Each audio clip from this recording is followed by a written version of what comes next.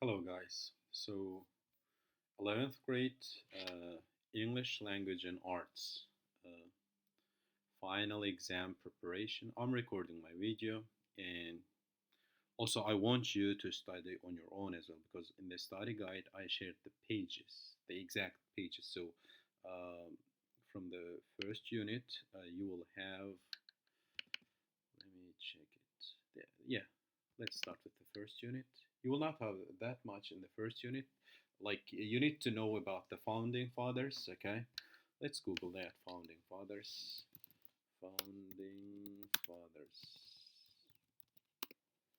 Who are they? You should know them. Okay. Especially the important ones. So George Washington, Jefferson, Adams, and Ben Franklin. Okay, they are especially the important ones.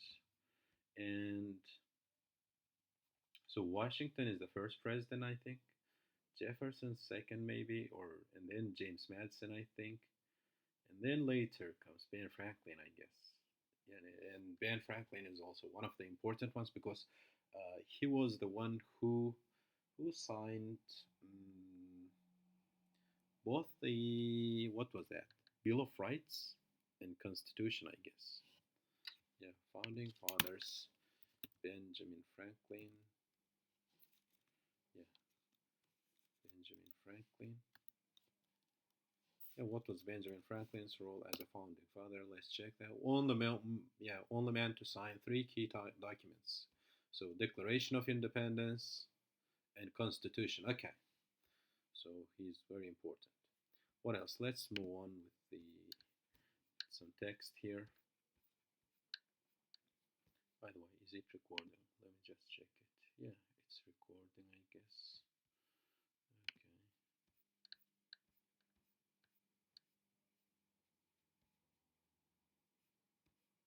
So historical period, etc. Here, the important thing is page 14. So defining freedom. This part kinda important, but I think you know more in general about USA. I think so. The America first settlers settled around the northeastern part of the America. Let's see. So yeah, USA map or early colonies. Let's say USA early colonies. Yeah, early colonial. Yes, you see. So it was generally northeastern, and because so today you can 13 colonies, especially the beginning. At the beginning, it was just the 13 colonies. Open image in new tab. Yes, at the beginning it was just 13 colonies, and later on it expanded westward and to the southward. Let's say, and if you look at today's America, so the people came from the invaders or the colonial countries came from, let's say, from the Spain, Portugal, and England, Netherlands. Some Germans came and French came. So French settled there around Louisiana, and the Spanish settled around this Florida, etc. But today, can you say that the USA is basically the mindset of the Spain? No, you can't. I think. Can you say that the USA is the generally reminiscing or similar to the French? Kinda no. So, but what can we say that USA is similar to the British? Yes, because the language is English. Okay, the language is English and the British. And so North Americans settled the British, the Netherlands, the Dutch, especially in this northeastern part, okay? New York, Pennsylvania, Massachusetts, Boston, etc., around this area, okay? We can say this is kind of the beginnings. Okay? In Virginia, second the second president of the America studied at the College of William and Mary, and that was in Virginia. Uh, I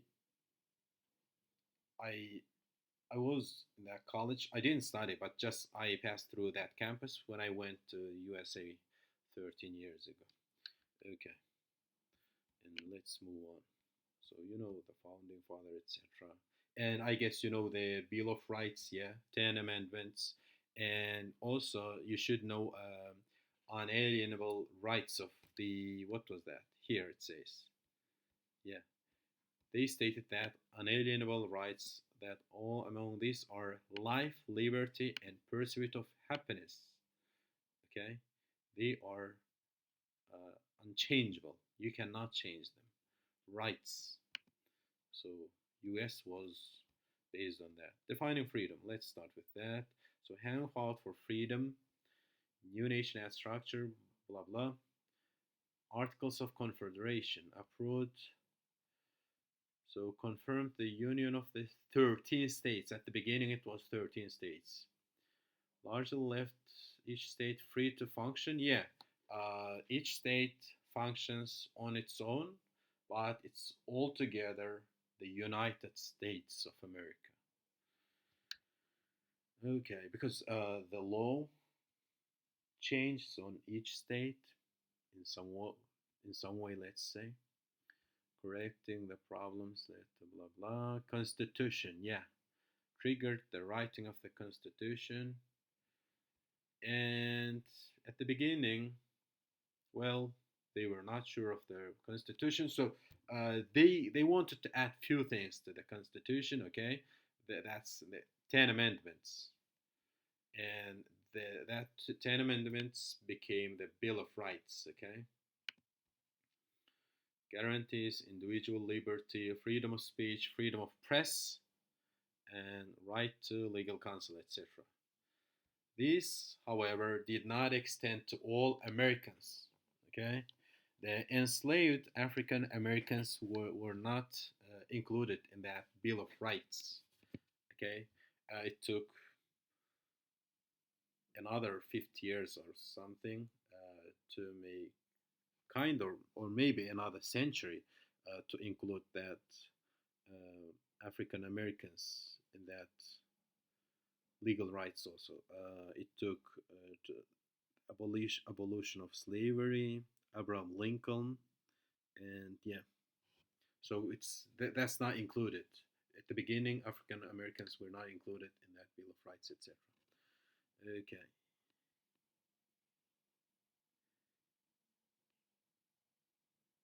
yeah. Freedom has been motivating force, defining goal through the American history. Okay, freedom. In this unit, the unit one basically focuses on that. Okay, that's all I think. Okay, John Adams is the second president. Jefferson third. You know the Washington. Okay, now let's move on to the unit two. That's all about maybe unit one. Nothing more, nothing less. I'm assuming that you know the general American history, etc. Unit two, individual and society. Here you need to pay attention to the two poets in the writer. So poets are Walt Whitman and Emily Dickinson, and the writer is Ralph Waldo Emerson. All of them, we can say, kind of use nature. Okay, leaves of grass, Walt Whitman, for instance.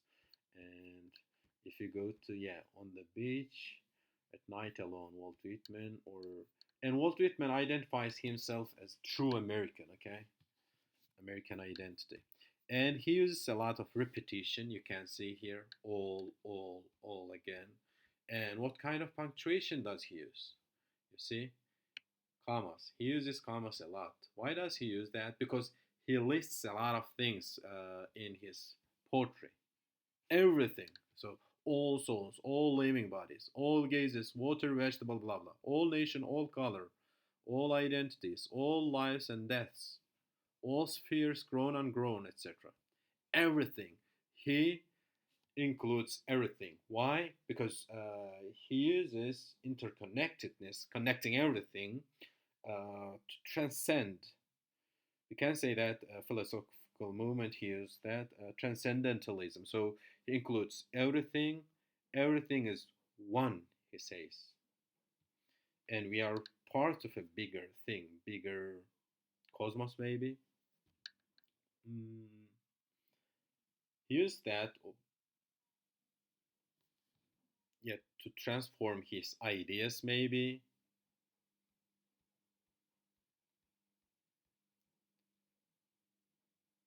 Okay, again, all nations, languages, civilizations, all encompassing. Okay, he includes the past, present, and future, transcending, kind of connected in one way or another. Let's move back. We did it a lot of times in class, I think. Here in this, you can see he lists the blue collar jobs: mason, shoemaker, woodcutter, etc., mechanic. So at that time, maybe already middle class emerged at that time, you can say, in America. It includes that. He loves working America. I hear America singing. What else? Here, do I contradict myself? Very well, then I contradict myself. Mm, irony, contradicting yourself. What does he wants to say here? Maybe he wants to say, like in our real life, also you may experience it. Sometimes our mind wants something else, but our heart wants the total opposite. Okay, sometimes we even contradict ourselves. Okay, the human nature. I'm large, I contain multitudes. Again, he tries to hug everyone. Okay, he wants to include everything. So, and but yeah, the past and present. Here he used the figurative language. I have filled them, emptied them. Again, he wants to connect everything, past, present, all the times, etc. And listener up there, he's addressing who? The reader. Sorry. Look in my face and talk honestly. No one else hears you. I stay only a minute longer. So he says that he wants to address you, okay, listener up there. Look in my face and talk honestly. No one else hears you. So he's kind of building a relation with the reader, okay? And you can add your own comment to that part as well, okay? Because the poetry is not exact A or not exact B. It can be interpreted as C or D or E as well, as long as you make sense. Okay? Because uh, let's go back to the let's go to the Emily Dickinson. So Walt Whitman kind of trying to include everyone, okay, trying to hug everything, transcendentalism, etc., connecting everything.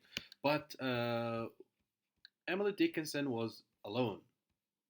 Her real life was that also.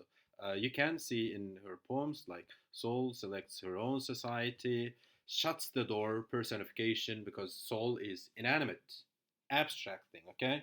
It's not an animate object or thing. So how can it shut the door? So it says selects her own society. It can be the upper class, etc. Anything. It can be anything. Shuts the door to the majority. So her soul wants to be alone. Present no more. Unmoved. Even though Emperor be kneeling and saying, "Oh please, let's be together," etc. Okay, and she doesn't like it. She wants to be alone. Doesn't care. And Emily Dickinson, as a punctuation, uses the dash a lot. What does dash say? Here, for instance, then shuts the door, two dashes. So it acts like a parenthesis, okay? Adds her own. comment there. And also dashes make you stop a little bit, breath, and then you continue. Also, she uses the capitalization. Why? Because that adds importance, emphasis. The soul selects society. We can say alliteration. Soul. Se, soul again. Okay, unmute, unmute. Repetition. Why repetition? To emphasize. Unmute, not caring.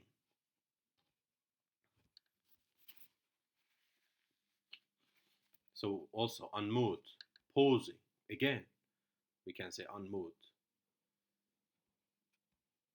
Okay. And I have known her. Here she says her own soul, her inner self, like a stone. Okay, she's cold like a stone. She want when she died, her wish was, her will was to burn everything he had, everything she had. But her sisters, etc., found a lot of poems. Was it okay? Let's Google how many poems did yeah how many poems did Emily Dickinson write? Yeah, published. She just published 18, and she wrote a lot of poems. You see, 18, yeah, 1800 poems, and she just published 18 of them, I think. So it's like one in 100 or one in 1,000, one in 100. Yeah, just 1%. She published, and she wanted the rest to be burned. But thank God, her sisters read the poems and published. Okay. And I wanted to show the contradiction in her poem as well. Where is that? Maybe here.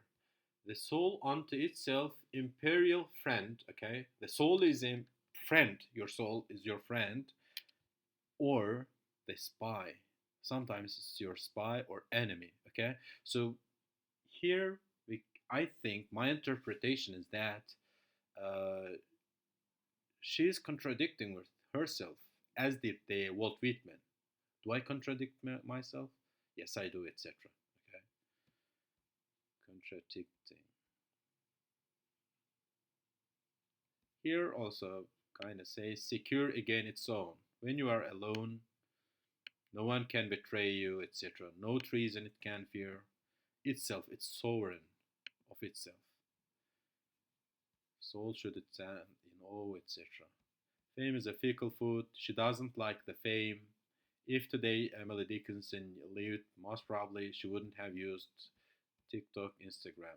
They shut me up in prose. Look, she wrote it as if she was put in prison. Okay, she didn't like prose. She liked poetry. Why? Because uh, you write less in poetry, not like prose. Prose is free verse, just everything, the novel, etc., the everyday speech. You write more, but you explain or express less. They say, these poets claim, less in prose, but they claim they express themselves much more freely in the poetry. Okay, that's why we can interpret poetry in different ways, even though we see less words here. Okay, they shut me up in prose. Why I say it? Because the poetry has different interpretations. So in the class, you might be told, or yeah, you might be taught the way to interpret it, the way A or B, but you choose on your own in the exam to interpret it the way C, F, G, whatever. Okay, and as long as it makes sense, you would be right. Good. What else? Yeah, look down upon captivity and laugh, no more have I. Here, there is a solitude of space. Solitude is repeated again and compared. Solitude of space. In these places, people are alone. When you die, you are alone. You go to the afterlife alone. On the sea, generally, if it's not seaside, on the sea, you are alone. On the space, of course, alone. Okay, loneliness, comparing the loneliness compared to the profounder side of polar privacy. Finite infinity. This is, you can say, irony or oxymoron, okay? Two opposite things, finite infinity. And here also we have the irony. I heard the fly buzz when I died. Can you hear something when you die? Yeah, the people say, or the science says, the hearing is the last sense you lose when you are about to die. But even though it's a death, you cannot feel, you cannot sense. So how can you hear a fly? Okay, that's an oxymoron we can say. Tamam. Getiriyorum ben Mehmet'e şu WhatsApp'ta. I heard a fly buzz when I died. So also another thing here is that the comparison of grandeur thing, because the death is important, but the fly it's unimportant. And here, pay attention here. I died. It's not capitalized, small caps, but fly, an important thing is capitalized. That's different. Okay? Unimportant thing is given the importance by the poet herself, but the death made unimportant. That's why, for this reason, like, or it has many other reasons as well, poetry makes the poets free to express themselves. Okay, you write less, but just this sentence itself has a lot of different ways of interpretation. Okay, or one of the students said, I remember, that when you die, the room is so silent that you even can hear the fly buzzing sound. Okay, I like it. I was so glad, dear students, when you make the different interpretation in the class, because I know I didn't teach you that, but you make that interpretation, it makes me happy. And I realize that my students can interpret poems on their own. That's very good. Stillness in the room, stillness in the air. Repetition again. Between the heaves of storm. Sarah Janudi said here, I think, between the heaves of storm. So her life was chaos, and then something, maybe the death was chaos, or maybe afterlife is chaos. So here, during the death, she's having a silent stillness, she said, I guess. Okay. Thank you for being active participant in my classes, dear students. I'm nobody. Who are you? Addressing the reader, okay? And here again, kind establishing privacy with the reader. Who are you? Are you nobody too? And how rare it to be somebody. When you are nobody, you don't have no identity such attached to you. You are free. You see, again, here poet wants to be free. But when you are somebody, you have your identity attached to you, and you need to act accordingly based on your identity. Okay, that's good. What else? And from Ralph Waldo Emerson, just two things. What is that? Nature and self-reliance. Okay, just read it, learn it. That's all. Thank you, guys. Good luck in your exams, and the pages are uploaded, or at least shared in the study guide. And today I will kind of upload the pages, but I think before that, Unit 1 and Unit 2 all together was uploaded to the Google Classroom, I guess. Thank you. Take care. Bye bye. Good luck in your exam.